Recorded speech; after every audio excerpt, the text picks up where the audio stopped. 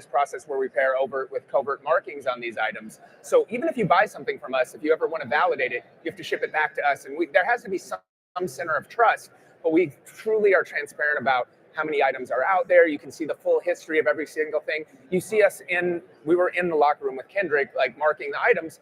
We have all of that data and we keep that on record. So it exists even if we've, God forbid, went out of business or something, it is forever on chain in that. And I think long-term, going to the original point of your question, showcasing these items digitally as NFTs is going to be wildly valuable. The market for our audience is not ready for that. So we just utilize the technology as what it is. Almost every great technology has been introduced is just great technology where people don't know that Polygon is behind it and that they can see it on chain.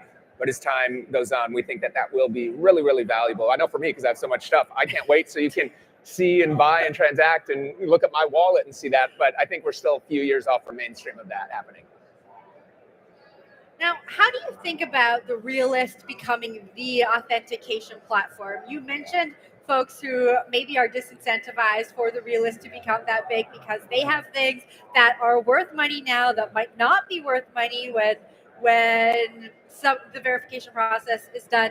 How do you think about breaking those barriers and becoming the authentication planet for all collectibles on the planet? For us, it starts with working at the source, right? And doing the right thing for collectors. I built this business for me as a collector and trying to kind of flip this industry that's so riddled with fraud. And we go to partners who are not maximizing off this at all anyways. Most of these you see are often a third party that's selling it, that's obtained it through some gray market way. And we come in and work with partners, whether it's the Philadelphia Eagles.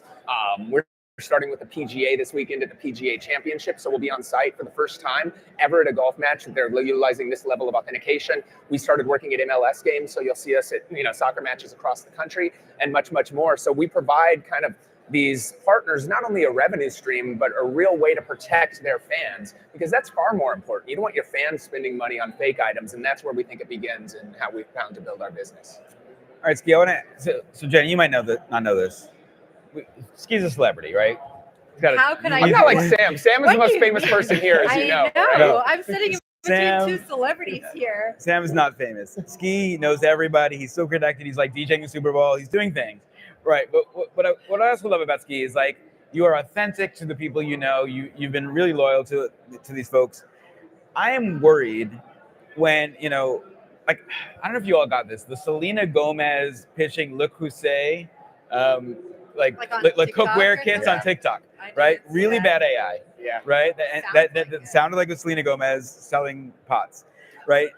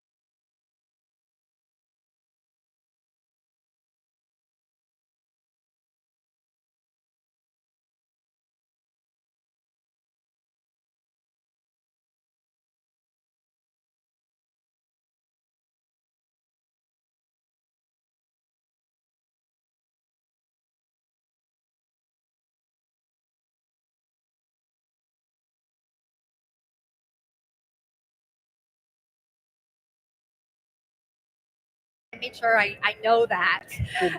What's the next hottest trend you think that people haven't caught on to yet? Oh, it's interesting. Good one. I think soccer's having a moment. Like you see what's happening in the U.S., right? Like we're witnessing it from some of our partnerships, but with the FIFA Team Club World Cup coming over here, and obviously FIFA World Cup, I think, the globalization of this. And when we just look at sports items as an asset, And you look at the sports card world, which everybody references, you'll see sports cards selling for $4 million with a piece of a game-worn jersey, where the jersey itself is selling for 400 grand, still a lot. I think that will flip and invert. So I think memorabilia is an incredible sector, especially if you can get stuff that you know is true and trusted and from the source. It's wildly undervalued. And I think for this generation, they would rather hang something that's important and represents whatever is meaningful to them on their wall versus, you know, an old piece of art or buy stocks. And I just want to make sure, the California fires, your vault is safe. All right? good. We're Okay. all safe. We're all safe, luckily, right? We're lucky we have facilities all across the country. So, All right. All right, lots to be thankful for there, DJ Ski. yes. Thank you so much for Thank you, joining us at guys. the desk, and we'll see you around the conference. Of course, thank you all. That was the Realist founder, DJ Ski. All right, Sam, it's time to talk about your favorite topic, because you set them up, the prediction markets. Oh, our prediction markets, Our yes. prediction markets. Is Drake coming to consensus? We know Kendrick is not, right? But Drake might. Ski would have told us if Kendrick was coming. He would have told us he has that alpha, but he said that he didn't give us any information. So Kendrick is not coming, but is Drake coming? You can make your bet on Myriad Markets right now. Let's take a look at what bettors think. Yeah, still not looking so good for Drake coming to consensus. We can see there the majority. We were at 11.8, now we're at 12.3. Yeah, so a few more people think he might show A up. few more people think that Drake will be here. Proof of Drake. I think we would all really love for Drake to be here. And so get on Myriad Markets, make your bet. We have 4 prediction markets set up, 3 of which are points markets, so they are just for fun. They are: will Drake show up in person at Consensus 2025? Will Eric Trump mention President Trump more than 3 times? And will MoonPay President Keith Grossman tweet more than 20 exclamation points during Consensus? He's already at 10. I was going to say, I think he probably has surpassed that already. That's an easy one to check. There is one market that you can bet USDC against, and that is: will Bitcoin hit $110,000 during Consensus? Join in on the fun on myriad.markets. Now, Sam, before I welcome our next guest, do you think Bitcoin will hit $110,000 before the end of Consensus? My bet was no, but that we're going to get closer. There's usually a consensus bump. We'll see what happens. Consensus rally. Let's see what happens. Yes. All right, let's get to our next guest, who is best known for his bold ideas, deep technical vision, and outspoken takes on the future of finance. He is the CEO and founder of Input Output, the force behind Cardano, and a co-founder of Ethereum. Charles Hoskinson, welcome to the show. It's great to be here. You guys having fun at Consensus? We are having so much fun at Consensus. Are you having fun at Consensus? It's a lovely event. You know, the weather is perfect. I remember when we did it in Austin, you know, it was really hot outside, but up here in Toronto, it's just perfect. It's not too cold, not too hot. Great attendance, a lot of wonderful people. I think I'm moderating a panel tomorrow with Eric Trump and the World Liberty guys, so that's going to be a lot of fun too. What are you going to ask them? I don't know. I think there's a prediction market, right? So don't tell me. I don't want any insider info. Charles, I had the pleasure of hearing you speak before on something we're working on together. And you mentioned something to me, which I thought, well, in the conversation about the idea of sort of these archaic middlemen in the finance world and how we need to change that relationship, especially with kind of the new folks who are coming into crypto, who need to respect privacy and money in a different way.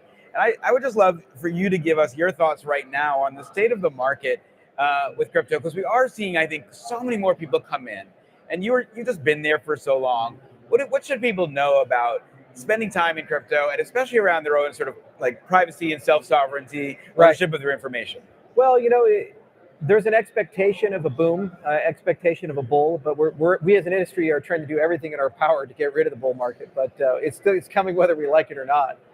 You know, every 4 years we run into this. I remember the first one I experienced was 2013, and that was a wild year because, you know, we had the Cypriot crisis and Bitcoin went from $4 to $250, went all the way up to, then down to 80, and then all the way up to 1,200 during the Mt. Gox. And then it was a dark, terrible time for years and years. Bitcoin sat at $250, and it was very deflated.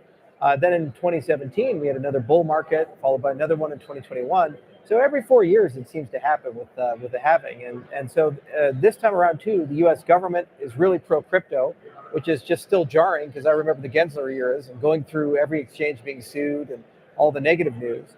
So having the U.S. government say, hey, we're going to have a strategic reserve, or hey, we're going to pass pro-crypto laws, or the U.S. government may choose to procure crypto for its operations, that's a good thing. And it's opening up the conversation globally. So the Middle East is becoming a lot more friendly. They were already pretty good, but now more so. The same for Europe, kind of hey, maybe Mika doesn't need to be as restrictive as it needs to be in Japan and so forth. So overall, the state of affairs is bullish. It's just we're not quite where we need to be yet. There's probably 2-3 more months of heartburn from macroeconomics like the tariff issues and these types of things before we start seeing that cycle happen. And they usually last about 6 to 12 months. You know, at this desk today, we've talked a lot about